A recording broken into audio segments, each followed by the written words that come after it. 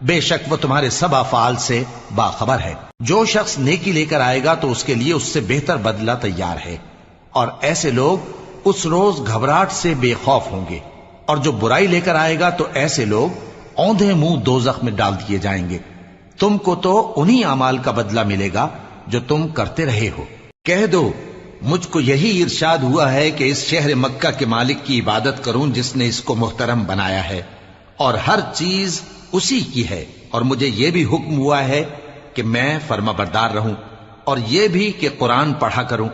اب جو شخص راہ راست اختیار کرتا ہے تو اپنے ہی فائدے کے لیے اختیار کرتا ہے، اور جو گمراہ رہتا ہے تو کہہ دو کہ میں تو صرف خبردار کرنے والا ہوں۔ اور کہو کہ اللہ کا شکر ہے، وہ تم کو عنقریب اپنی نشانیاں دکھائے گا تو تم ان کو پہچان لو گے، اور جو کام تم کرتے ہو تمہارا پروردگار ان سے بے خبر نہیں ہے۔